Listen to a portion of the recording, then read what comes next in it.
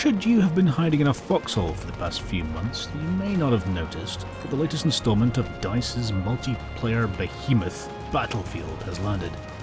The perennial favourite has taken its latest step forward by taking a step back in time to the not overused period surrounding the history of World War I. That's not to say that the game has taken a backwards move though. Still the best frenetic, bombastic spectacle it always was, and in fact, it brings so many new features to the table that it might just be the best Battlefield since Bad Company 2. The multiplayer modes are perennial favourites too. Conquest is the one that seemingly everyone flocks to, although it's still the flawed mode that it always was. After a while of backcapping points and having people spawn behind you, it's a tiresome, unrewarding affair. Rush mode is something that Bad Company 2 did impeccably, with maps specifically designed for that sort of rolling gameplay. Though again, like in Battlefield 4, the implementation doesn't feel quite as natural, but fear not. The newest game mode is Operations. This feels like Rush mode redesigned and reinvigorated. Think of it as Rush, but with many more rolling goals across the map. The attackers have a bunch of spawn tickets and 3 total attempts to complete the map. The main thing this mode seems to get right is the notion of not holding points or even winning, and yet still feeling like you did a good job. As operations span across multiple maps, you can get rolled on the first trench-themed map, and find yourself holding better on a completely different sort of map, like a city in the second part. The multiple attempts that the attackers have to progress is also an opportunity the game takes to balance the sides. If you're losing, then you'll be reinforced with a massive military battle machine, such as a war train or Zeppelin balloon, and be in no doubt, these titans make their presence felt. Somehow, with all that feeling of progression, the ebb and flow of the battle, the new operations mode seems to manage to feel enjoyable even when you lose on defense. A stalled attack still feels pretty bad, but with air support provided by a Zeppelin, that doesn't seem to happen a lot. It's with all this happening that Battlefield 1 delivers perhaps its greatest experience, raw spectacle. There's no other game that I've played that gives you that feeling of hearing the thunder rumble above your head, the sense of awe and scale above the normal. Perhaps the pinnacle of this for Battlefield 1 is the moment the colossal Zeppelin comes crashing down in a slow-motion dive of fire and twisted metal. Just don't get too lost in the moment. I know from personal experience that if it lands on you, it does indeed hurt. The graphics in Battlefield 1 are as good as ever, with beautiful vistas and sodden hellholes rendered in sumptuous detail. Interestingly, the varied weather effects are dynamic now. So during your ascent up the side of a valley, it may be glorious sunshine, torrential rain, or even dense fog. This may seem purely cosmetic, but with limited visibility, sniping becomes much more difficult. It's a nice addition for sure. The audio of Battlefield games is often of note, but in Battlefield 1 it's particularly worth mentioning. The music this time around seems perfectly pitched. Gone are the normal thumping electronic rhythms, replaced with a sort of soaring, cinematic score that many films would love to have. Its inclusion during gameplay reinforces the mood and somehow provides an experience with more depth and weight.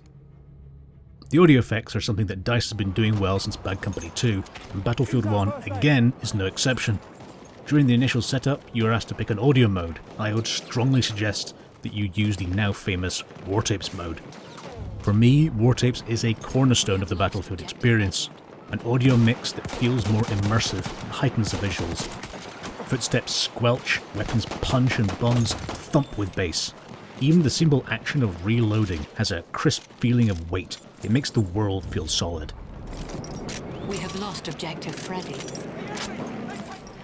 Performance of my system is more in the realm of acceptable rather than amazing. I favour higher visual settings over higher frame rates to a point, so with most set to high and texture resolution set to ultra, I see around 60 to 90 FPS. I guess that 120 FPS is probably manageable, but I like my Battlefield to look shiny. It's not all positives though. As with all games, there are edges that grate, and with Battlefield 1 you could probably have guessed some of them ahead of time. Like Battlefield 4, vehicle camping and mortars are my main source of frustration in the game. Being shelled by someone far away with no real warning or opportunity to retaliate isn't a great feeling, and it's certainly not a new one to the Battlefield series. With experience you learn to keep moving to avoid being zeroed in by mortars, but I'd still prefer game modes where they are either limited or removed entirely. something that I'd hoped that rentable servers would bring. Another gripe is with the new battle pack system. With those people who played Battlefield 4, you'll remember battle packs being cases that would include a number of items, such as symbols for making logos, camouflage patterns, gun mods such as sights, and so on. You would get cases on a regular basis, for example every time you leveled. It would keep things fresh and interesting. Oh look, I got a cool new scope for a gun that I don't normally use, I'll give it a try. The Battlefield 4 battle packs would contain a few of those items of varying rarity. Fast forward to Battlefield 1 and battle packs have changed somewhat, and not, in my opinion, for the better. First problem with the new battle packs seems to be their regularity. They are awarded seemingly at random at the end of each game, and that's the only time you get them. Well, unless you got them with some game package or something. So it's entirely possible to play many matches and have no battle packs drop at all. For example, I've played almost 10 hours so far and have a total of 2 drop. Weapon unlocks operate differently to Battlefield 4 also. In Battlefield 1, they can be unlocked with war buns awarded each time you level up. There are no multi-level scope, front grip, laser sight, etc. options within each weapon now. Instead, there are weapon variations which need to be unlocked separately. From the outside, I guess some of these changes have come simply from the reduced number of weapons and technological variability in World War I. A modern day setting allows for significantly more scope. Pun intended. So, battle packs in Battlefield 1 are totally cosmetic in content. They are skins for weapons only. One item drops from each pack. Many of you may be thinking, I don't care about cosmetics, and fair enough, but I think the change from the previous system has removed some of the surprise and delight from the experience. Another battle pack annoyance is how they've been implemented. You can get them randomly at the end of each match, or buy them for scrap. Excellent, you may be thinking. How do I get scrap then? Ah! Well, you get that from trading in the weapon skins that you don't want. Yes, that's right. To buy battle packs with scrap, you need battle packs to trade them in for scrap. Right. It's a chicken and egg situation that feels entirely avoidable. And with microtransactions confirmed for Battlefield 1, it's tough not to see this decision as perhaps being coloured by that forthcoming edition. And so we finally turn to the subject of price, whether or not I'd recommend this game. For some people, they will see the Ultimate Edition as effectively the full experience, and so you're looking at around £100. And let's be clear, that's a heck of a lot for a computer game. The Standard Edition, that doesn't include the future DLC, is around the £50 mark, but is available from other online retailers for around 20% less than the origin price. For me, it was worth getting the Standard Edition.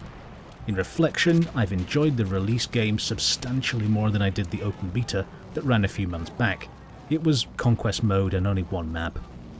It still does feel like the expensive end of the gaming spectrum, but with playing other titles such as Overwatch and Dirty Bomb, I was ready to revisit the scale and spectacle of Battlefield again. It sits as a refreshing counter to arena shooters. If you enjoyed this video, please leave some feedback, a thumb up, comment, maybe even consider hitting that subscribe button. It really does help me out a lot. If you want to follow me on Twitter, I'm at LCTRGames. There's a link in the description below. Thanks again for watching this video, and I'll see you next time. Take care.